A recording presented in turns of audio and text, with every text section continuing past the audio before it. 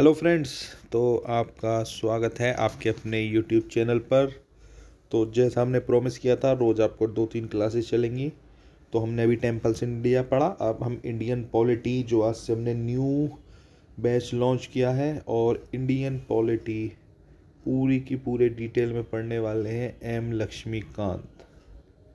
जी हाँ, M Laxmikant Indian polity हम पूरी डिटेल में पढ़ने वाले हैं। तो आइए बिना किसी देरी के शुरू करते हैं। और सबसे पहले मैं आपसे ये कहना चाहूँगा, ये सेशन इम्पोर्टेंट होने वाला है for all the civil service aspirants prelims mains and for UPSC, EPFO, EPFC और ईओए दोनों ही तरह के कैंडिडेट्स के लिए। उसके अलावा सीजीएल, सीएचएसएल में भी जो इंडियन पॉलिटिक क्वेश्चन आते हैं वो सब इसमें कवर हो जाएगा। तो आइए शुरू करते हैं। Special batch for UPSC, EPFO, APFC and CSC aspirants. Lecture number 1 होने वाला है हमारा आज का। तो थोड़ा सा हिस्टोरिकल बैकग्राउंड। अब आपको पता ही होगा, द ब्रिटिश इंडिया में शुरू में केवल व्यापार करने के उद्देश्य से आए थे। So the British came to India in 1600 as traders in the form of East India company which had the exclusive right of trading in India under a charter guaranteed by Queen Elizabeth I। ठीक है ना, queen Elizabeth first ने grant किया था उनको 1765 में। The company which till now had purely trading functions obtained the diwani rights over revenue and civil justice of Bengal, Bihar and Orissa. तो 1765 में कंपनी यानी द ईस्ट इंडिया कंपनी ने क्या करा, दीवानी हासिल कर ली। यानी रेवेन्यू समझते हैं आप, राइट्स ओवर रेवेन्यू यानी सारे पैसों पर, और सिविल जस्टिस पर, आम लोगों की जस्टिस पर यानी कानून पर, बंगाल, बिहार और उड़ीसा में पूरी तरीके से एक तरीके से पावर अपने में शिफ्ट कर ली कंपनी ने इन 1765। अब द कंपनी रूल, अब देखिए दो तरह के रूल हैं, कंपनी रूल और जब ईस्ट इंडिया कंपनी के बाद जब गवर्नर्स रूल आया वो। तो अब हमें पहले पढ़ना है द कंपनी रूल। अब ये कब से कब तक था, तो 1773 to 1858 it is the company rule. सबसे पहला एक्ट बना था रेगुलेटिंग एक्ट ऑफ 1773। अब देखिए रेगुलेटिंग एक्ट 1773 का क्या था। It designated the governor of Bengal as the governor general of Bengal and created an executive council of 4 members to assist him. क्या किया गया, जो गवर्नर ऑफ बंगाल का था अब उसको गवर्नर जनरल ऑफ बंगाल की उपाधि दे दी गई, और उसके लिए एक सभा यानी एक एग्जीक्यूटिव काउंसिल जो जिसमें 4 मेंबर थे वो रखी गई। यानी अब गवर्नर ऑफ बंगाल को हम गवर्नर जनरल ऑफ बंगाल बोलेंगे, और उनकी एग्जीक्यूटिव काउंसिल में यानी उनकी आम सभा में 4 मेंबर होंगे जो उन्हें असिस्ट करेंगे। The first such governor general was lord Warren Hastings. ऐसे पहले गवर्नर जनरल कौन थे, lord Warren Hastings. It made the governors of Bombay and Madras presidency subordinate to the governor general of Bengal, unlike earlier when the 3 presidencies were independent of one another. देखिए क्या हुआ, पहले 3 presidency थी, बॉम्बे की अलग, मद्रास अलग, बंगाल अलग। अब क्या हुआ, गवर्नर ऑफ बंगाल को गवर्नर जनरल ऑफ बंगाल बना दिया। तो अब जो 2 प्रेसिडेंसी बची यानी बॉम्बे की और मद्रास की, वो सबऑर्डिनेट की तरह, यानी अब वो गवर्नर जनरल ऑफ बंगाल के नीचे काम करेंगे। यानी गवर्नर जनरल ऑफ बंगाल जो होगा वही तय करेगा कि बॉम्बे और मद्रास में क्या होना है। ठीक है ना, पहले एक दूसरे से अलग थे तो इंडिपेंडेंटली वर्क कर पाते थे। इसके अलावा it provided for the establishment of supreme court at Calcutta 1774 comprising 1 chief justice and 3 other जजेस। अब क्या हुआ, सुप्रीम कोर्ट का एस्टेब्लिशमेंट होगा कैलकाटा में 1774 में, जिसमें 1 चीफ जस्टिस और 3 जज, यानी टोटल 4 जज होंगे, जिसमें 1 चीफ जस्टिस होगा, 3 अदर जज होंगे, और सुप्रीम कोर्ट कैलकाटा में एस्टेब्लिश कर दी गई 1774 में। It prohibited the servants of the company from engaging in any private trade or accepting presents or bribes from the natives। देखिए प्रोहिबिटेड माने होता है रोकना। इसने क्या करा, अब जो ईस्ट इंडिया कंपनी के जितने भी सर्वेंट हैं ना, वो कोई भी प्राइवेट ट्रेड, प्राइवेट यानी सरकारी व्यापार के अलावा वो कोई भी प्राइवेट यानी कोई भी निजी व्यापार नहीं कर सकते, और किसी से भी रिश्वत या तोहफे नहीं ले सकते हैं। ठीक है ना। तो ये था हमारा रेगुलेटिंग एक्ट जो 1773 में था। ठीक है ना। मेन पॉइंट्स की अगर मैं बात करूं, गवर्नर ऑफ बंगाल को अब हम गवर्नर जनरल ऑफ बंगाल बोलेंगे। उनके एग्जीक्यूटिव काउंसिल में 4 मेंबर होंगे असिस्ट करने के लिए। पहले गवर्नर जनरल कौन थे? Lord Warren Hastings. अब क्या हुआ, पहले 3 प्रेसिडेंसी होती थी, बॉम्बे, मद्रास, बंगाल। अब क्या हुआ, क्या पहले इंडिपेंडेंटली वर्क करते थे, लेकिन इस एक्ट के बाद बंगाल प्रेसिडेंसी के अंडर वर्क करेंगे बॉम्बे और मद्रास प्रेसिडेंसी। यानी गवर्नर जनरल ऑफ बंगाल ही एक तरीके से रूल करेगा बॉम्बे और मद्रास प्रेसिडेंसी में। ठीक है। सुप्रीम कोर्ट एस्टेब्लिश कर दी गई कलकत्ता में 1774 में, जिसमें एक चीफ जस्टिस और 3 अदर जजेस को अपॉइंट किया गया। और servants of the company, east India company के जितने भी सर्वेंट्स थे, नौकर थे, उनको ये कह दिया गया कि आप कोई भी प्राइवेट ट्रेड नहीं करेंगे और आप किसी से भी रिश्वत या तोहफे नहीं लेंगे। ठीक है। आगे अमेंडिंग एक्ट ऑफ 1781। अब रेगुलेटिंग एक्ट की कुछ कमियों को सुधारने के लिए एक्ट बनाया गया, amending act of 1781। In a bid to rectify the defects of the Regulating Act of 1773, the British Parliament passed the Amending Act of 1781, also known as the Act of Settlement. अब कुछ विरोध हुआ, British parliament को लगा कि शायद regulating act में कुछ खामियां हैं, तो उन डिफेक्टों को सुधारने के लिए अमेंडिंग एक्ट 1781 बनाया गया, जिसको नाम दिया गया, जिसे हम एक और नाम देते हैं एक्ट ऑफ सेटलमेंट। सेटलमेंट यानी जो आपसी तालमेल से सुझाव ये निकलती या कोई रास्ता निकल जाता है, तो एक्ट ऑफ सेटलमेंट। अब क्या था, it exempted the governor general and the council from the jurisdiction of the supreme court for the acts done by them in their official capacity.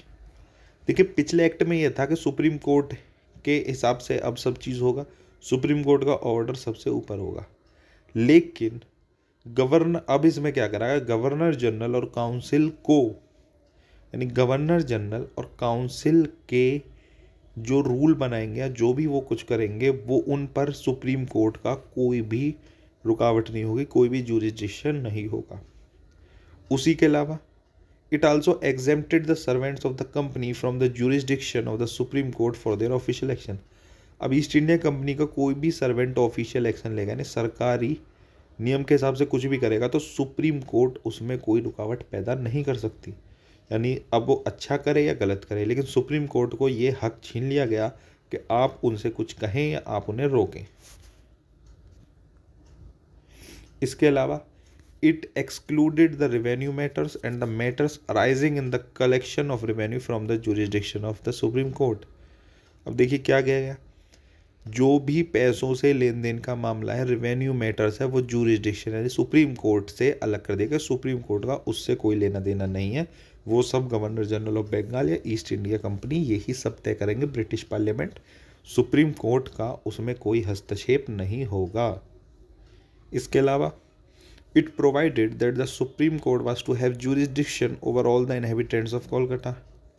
It also required the court to administer the personal law of the defendants, that is, Hindus were to be tried according to the Hindu law and Muslims were to be tried according to the Mohammedan law. Supreme court की jurisdiction सारे निवासियों पर लगेगी कोलकाता के, यानी हिंदुओं को Hindu law के हिसाब से देखा जाएगा और मुस्लिम्स को मोहम्मदन लॉ के हिसाब से देखा जाएगा। यानी अब उन्होंने रिलीजन को भी रिलीजन वाइज ही लेना शुरू कर दिया, अलग अलग रिलीजन को अलग अलग रिलीजन से। ठीक है। इसके अलावा it laid down that the appeals from the provincial courts could be taken to the governor general in council and not to the supreme court. Provincial यानी राज्य मतलब जो हाई कोर्ट होती है जैसी आज की डेट में, तो अब क्या होता है, हाई कोर्ट का जो वो होता है फैसला या अपील होती है हाई कोर्ट के बाद हम सुप्रीम कोर्ट में करते हैं, लेकिन इन्होंने क्या करा, हाई कोर्ट की अपील अब गवर्नर जनरल की काउंसिल में जाएगी बजाय सुप्रीम कोर्ट के। यानी हाई कोर्ट में जो भी चीज़ अपील करी गई है वो अब गवर्नर जनरल की काउंसिल में जाएगी बजाय सुप्रीम कोर्ट के। It empowered the governor general in council to frame regulation for the provincial courts and council. और देखिए क्या मज़े की बात है, गवर्नर जनरल और उसकी काउंसिल ही रेगुलेशन नियम बनाएगी प्रोविंशियल कोर्ट और काउंसिल के। ये था अमेंडिंग एक्ट, ठीक है ना। आगे देखते आइए। अब इसके बाद है Pitt's India act of 1784। Pitt's India act of 1784, देखिए लाइन से पढ़ते चलने, पहले रेगुलेटिंग एक्ट 1773, उसके बाद आया अमेंडिंग एक्ट 1781, अब आता है पिट्स इंडिया एक्ट 1784। अब इसमें क्या किया गया, it distinguished between the commercial and political functions of the company. अब ईस्ट इंडिया कंपनी के कमर्शियल यानी वित्तीय लेन देन और पॉलिटिकल राजनीतिक फंक्शन अलग अलग किए गए। It allowed the court of directors to manage the commercial affairs.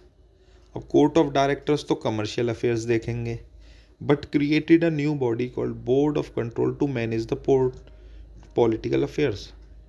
यानी कोर्ट ऑफ डायरेक्टर देखेंगे कमर्शियल अफेयर और बोर्ड ऑफ कंट्रोल देखेंगे political affairs. Thus it established a system of double government, यानी यहाँ से डबल गवर्नमेंट यानी द्वितीय सरकारों का एक सिस्टम बनाया गया।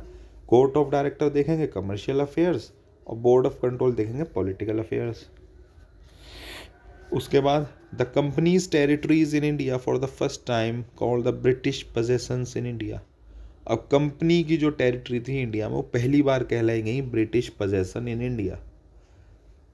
इसके अलावा the British government was given the supreme control over the companies affairs and it's administration in India. यानी जो ब्रिटिश यानी ब्रिटेन की जो सरकार है उसको कंट्रोल दे दिया गया कंपनी अफेयर्स एंड यानी जो इंडिया में ईस्ट इंडिया कंपनी का राज चल रहा है उसके ऊपर अब सुप्रीम कंट्रोल किसका होगा, द ब्रिटिश गवर्नमेंट यानी ब्रिटेन की सरकार तय करेगी कि कंपनी किस तरीके से अपना कामकाज भारत में चलाएगी। अब act of 1786। In 1786 lord Cornwallis was appointed as the governor general of Bengal. 1786 में लॉर्ड कॉर्नवालिस को गवर्नर जनरल ऑफ बंगाल बनाया गया। He place 2 demands to accept that post. अब उन्होंने 2 शर्त रखी इस पोस्ट को एक्सेप्ट करने से पहले। पहली, he should be given power to override the decision of his council in special cases. अब गवर्नर जनरल ऑफ बंगाल की काउंसिल होती है, काउंसिल आम सहमति से एक फैसला लेती है, लेकिन उन्होंने क्या कहा कि उन्हें कुछ स्पेशल केसेस में काउंसिल के फैसले से विपरीत जाने का अधिकार चाहिए। यानी काउंसिल जो फैसले ले उसको ये पलट सकते हैं किसी स्पेशल केसेस में। पहली ये चीज़। He would also be the commander in chief. Commander in chief भी कौन होने चाहिए, लॉर्ड कॉर्नवालिस। ये उन्होंने 2 शर्तें रखी। अब उसके बाद आता है charter act of 1793। It extended the overriding power given to Lord Cornwallis over his council to all future governor generals and governors of presidency। इसने क्या किया, जो लॉर्ड कॉर्नवालिस को जो एक्स्ट्रा पावर दी गई थी उसे और एक्सटेंड कर दिया। It gave the governor general more powers and control over the governments of the subordinate provinces of Bombay and Madras.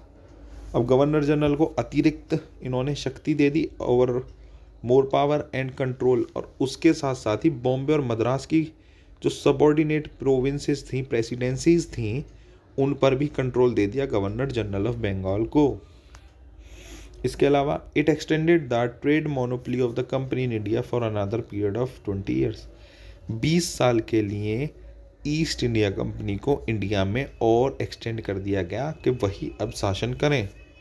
उसके अलावा it provided that the commander in chief was not to be a member of the governor general council unless he was so appointed। यानी commander in chief governor general council का member तब तक नहीं हो सकता जब तक कि उसे वहां नियुक्त ना किया गया हो। It laid down that the members of the board of control and their staff were henceforth to be paid out of the Indian revenues। और पहली बार देखिए बोर्ड ऑफ कंट्रोल के मेंबर को और उनके स्टाफ को भारत से जो कमाया जाता है यानी हमारे देश से जो कमाया गया रेवेन्यू पैसा था उसमें से उनकी तनख्वाहें दी जाने इस एक्ट में ये पास हुआ। अब इसके बाद आता है चार्टर एक्ट ऑफ 1813। ये भी बहुत इंपॉर्टेंट है। इसमें क्या गया, it abolish the trade monopoly of the company in India, that is The Indian trade was thrown open to all British merchants. However, it continued the monopoly of the company over trade in tea and trade with China. अब इसने क्या कहा, पहले east India company को भारत में व्यापार करने का अधिकार था, लेकिन अब वो सबके लिए खोल दिया गया।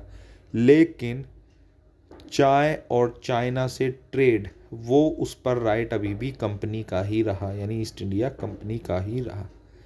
It asserted the sovereignty of the British Crown over the company's territories in India. British crown की जो एक तरीके से राज था, जो शक्तियाँ थी, वो और बढ़ा दी गई कंपनीज पर, ईस्ट इंडिया कंपनी पर, जो भारत में शासन कर रही थी। इसके अलावा it allowed the Christian missionaries to come to India for the purpose of enlightening the people. अब क्रिश्चियन मिशनरीज को भी भारत में आने की पर इजाज़त दे दी गई। इसके अलावा it provided for the spread of western education among the inhabitants of the British territories in India.